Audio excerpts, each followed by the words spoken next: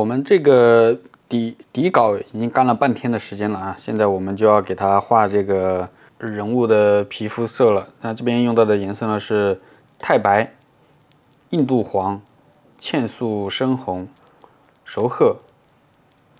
靛蓝啊，这几个颜色。首先呢，我们还是先调一个它暗部的这种肤色啊。暗部的肤色，我们之前就给它铺了一遍熟褐而已。那我们现在就用这3个颜色来调：茜素红，加一点这个靛蓝，然后再加一点黄啊。那你看到现在调的颜色它太绿了，说明这个红色不够，再多加一点红色。啊，现在这个颜色呢，其实就比较接近皮肤暗部的颜色，但是呢，它有点太暗了，我们可以把它再加一点白，调亮一点啊。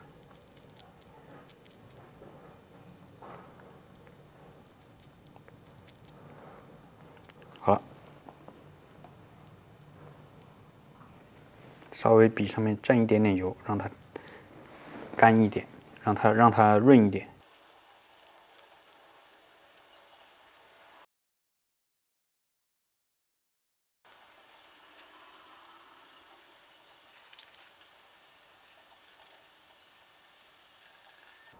那你看，我们就先画这个阴影的形状，不要急着去刻画细节啊！你要注意到它的光呢，从这边打过来这一块都是在阴影里面的，但这边有一些反光。它这个素材呢是我老师拍的，那我觉得他拍的时候呢，这个反光啊，背后的那个光有点太亮了啊！我在画的时候会把它削弱一点。这样可以增加我们画的味道。那你看啊，我们现在画的这个皮肤，它的色调看起来有点灰灰的，对不对？实际上呢，我们如果真实的去画的时候，它就是这种灰灰的感觉。但是很多人他调色的时候总是觉得好像太灰了，不敢这么调啊，就觉得这个颜色怎么这么奇怪，这么灰。其实，如果我们把整体的颜色都铺好以后，你就会发现它不那么灰了。那是因为我们现在的只画了这一个颜色啊，没有别的颜色在里面起到衬托的作用，所以它看起来就会显得有点灰。总体来说呢，是这边要亮一些，因为它有反光。然后最暗的其实就这一块啊。鼻子侧面啊，脸颊这一块，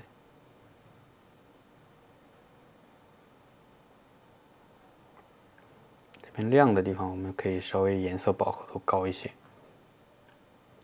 一开始我在刚刚开始学油画的时候，我也不会调这个油画的皮肤的暗部的颜色，因为你总感觉你调出来的颜色，你不敢把它调得那么灰，你会觉得这样是不是不对？看起来跟那个你认为的那个颜色不一样。实际上你在自己多去观察，你就知道了。其实暗部的颜色它都是灰灰的，没有那么明确的色彩，就是说不出来那种颜色。你不知道它到底是应该把它划分为哪一种颜色。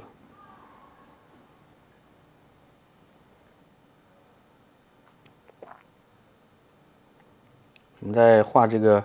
耳朵的时候呢，颜色饱和度还可以再高一点，就红一点。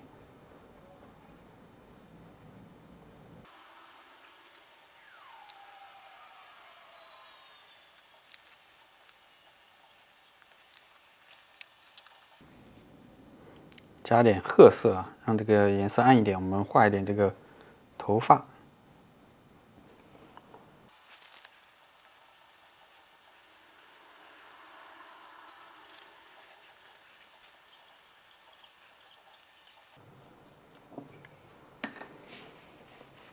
好，接下来我们再调一点亮部的颜色，把亮部的颜色铺一下。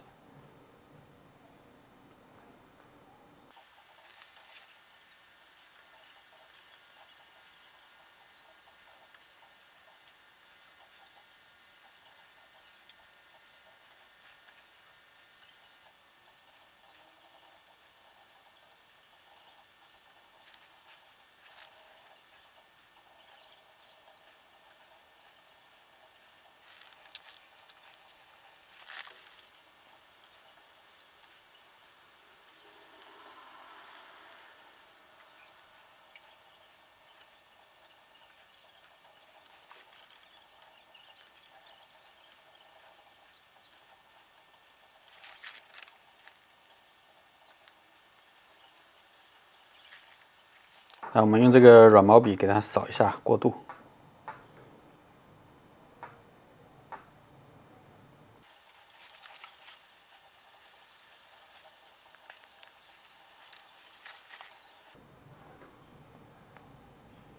现在开始画一些小的部分。我们画这种直接画法，一般就是趁着它没有干的时候画。它在没有干的时候呢，颜色和笔触之间会融合的比较好。最常见的操作啊，就是画这种大片的颜色，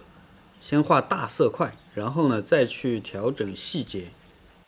这就对于我们调色和观察有一定的要求。比如说，你看到这个脸部的暗部的颜色，它大概一片是什么颜色的，然后亮部大概一块是什么颜色的，有一些哪些过渡的部分的颜色大致是什么样子的，我们就先把它从这个3个部分来画，然后呢，再在这些基础之上做一些细微的调整。比如说有些地方偏红一点，或者有些地方偏黄一点、偏浅一点、偏黑一点啊，这些都是可以在后面再去调整的。那这种方法呢，其实就是比较常规的直接画法的方法。那当然还有一种做法呢，就是局部推进。如果是局部推进呢，那就对于整体把握啊，要求会更高一些。当然我在其他的画作的时候也给大家展示过局部推进的方式啊。针对这种直接画法，我是有相关的训练啊，比如说怎么样去调色，怎么样去区分这些明暗对比，这些是在我的课程里面会给大家展示。就是说我们平时在画画的过程当中呢，如果你觉得自己画不出来效果，那有可能真的是自己的经验还不够。比如说你像这个颜色你调不对，那有可能就是你在调色方面呢缺少足够的经验。你看到一个颜色的时候，可能还很难判断它需要怎么样去调。然后再就是你看到一个颜色的时候呢，你也很难去区分它跟另外一个颜色的区别。因为我们在观察的过程当中，它有很多的东西会影响我们的判断。比如说你把一个比较灰的颜色放在比较鲜艳的颜色旁边，那这个灰的颜色就会被衬托出来，显得更加的跟这个鲜艳的颜色产生对比。比如说这个灰色放在红色旁边，那它可能就会有点偏绿，或者放在橙色旁边呢，它会看起来就比较偏蓝。那这些都会影响我们的判断。那还有一种呢，就是明暗关系。比如说你把一个比较浅的颜色放在一个更浅的底层上面，这个浅色你会觉得它比较暗。那或者是比较暗的颜色放在一个暗部呢，放在一个很黑的部分呢，周围都是比较暗的颜色，会把它衬托的比较亮。那这个也是会影响我们的判断。所以在我们的练习当中，就是要帮大家克服这方面的一些问题啊。就很多同学在画画的过程当中，他意识不到这一点。当你意识到这一点之后，你在作画的过程当中就可以去避免被他误导的情况。所以这其实是画好油画的非常关键的一点。当然啊，当我们需要把一个人物画出他的样子，画得比较像的时候，那就需要考验到你的素描水平了。有很多同学他觉得素描没有什么用，或者说就觉得要把一个人画像啊，通过各种方式去打轮廓，比如说用投影啊，或者是复印啊，用这种方式去打轮廓，认为通过这种方法就能把一个人画好。那其实这种是还不够的，远远不够啊。比如说你用投影或者是描轮廓的方式去起形，你可能把这个人物的外形画得准，但是他的内形你还是画不了。因为这个你要把内形画准的话，是需要在观察当中啊，去区分每一个部分的一些变化的。所以这就是当你忽视这方面的训练的时候，即使是把它的外形画准了，你还是没有具备观察这个内形的能力。所以我不建议大家就是用一些投机的方式去起稿啊。当然，如果你的造型能力还可以了，你想要省点事，那也未尝不可。但是呢，我建议大家在练习的过程当中，就千万不要试着去走捷径。你再来把头发画一下，它头发是棕色的，暗部比较黑，但是我们在这边呢，其实没有必要用黑色，我用的是一个熟褐加靛蓝，然后再加一点茜素深红，这样去调它的暗部的黑色，那上面那种大片的棕色的呢，其实我是用了熟褐、靛蓝、茜素深红和印度黄，然后再加白，这样调出来的这样的有点偏褐色的颜色。总之画头发呢也是有一个基本的规律，先画大片的，然后再逐渐的画细啊。一开始先画这种大的色块，然后呢再加一些明暗关系，然后再加一些比较深的阴影啊，就比如说头发那种比较深入的地方，就是头发纹理之间那些比较暗的地方啊，头发的那些阴影比较深的地方，然后呢再去画一些浅一点的一缕一缕的头发，它不是一根一根的，现在不能画一根一根的，然后画了这一缕一缕的之后再去提亮啊，再去提亮，比如说亮部的颜色，我们用一个很细的笔勾一下。其实这个头发它也是有体积的，比如说有些地方偏暗一点的，那它就虚一些、弱一些啊，显得细一些。然后亮一点的地方，因为被光照到啊，看起来就粗一些。这个头发其实是有这种体积关系的，而不是从头到尾画一样的。如果都画成这样，头发看起来有点死。我现在呢，就是用一个比较细的狼毫笔啊，比较软的笔来画这种一缕一缕的头发，就是头发上面的纹理，而不是一根一根的头发。这个时候呢，它颜色浅一点，而且是要稍微明显一点，所以用这种比较软的笔来画。画完一缕一缕的头发呢，然后就可以用这种细的拉线笔，用它来画这个头发丝啊。就像我们刚才说的，要画这个亮色的部分，这个头发上的高光部分呢，可以画的粗一点。其他偏暗的地方呢，就是有那种若隐若现啊，稍微有一点点那种一丝丝的感觉就好了。要画好它，其实就是要有耐心啊，不用太着急，一步步来。关键的点还是要把前面的体积做好，就是这个头发整体的感觉。那后面这些头发丝啊，这些细节呢，那就属于锦上添花啊。你可以看到很多一些出名的大师作品，他们在处理头发的时候，有可能有些地方是很随意的，我们只需要突出一小部分那种看起来比较细的头发就可以了。画完这一些细节之后呢，我们其实还可以再退远一点，仔细看一下啊，对比一下，好好的去调整一些细节部分，那让我们的画看起来更加的生动，更加的自然。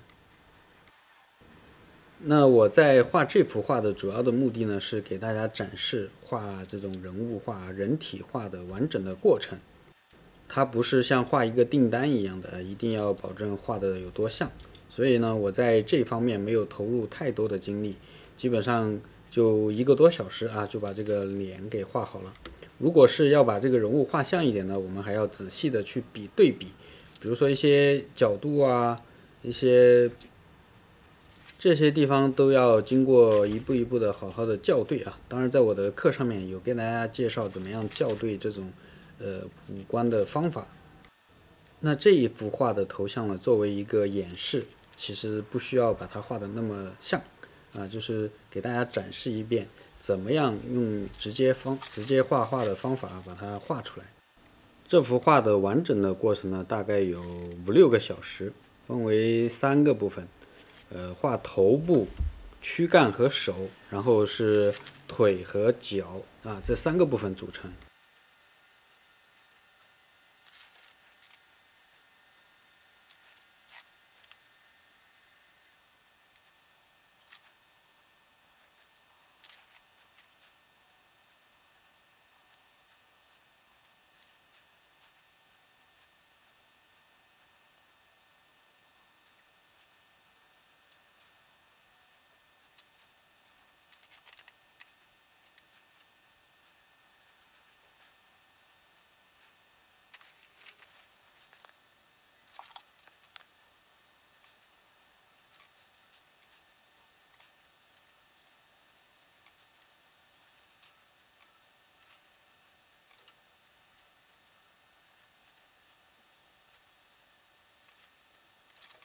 好啦，今天我们的视频就先到这里了。如果有需要的同学，可以点击下方的链接进入我的会员频道，或者是小儿童网课平台，观看我的这个完整视频，获取作画的参考素材。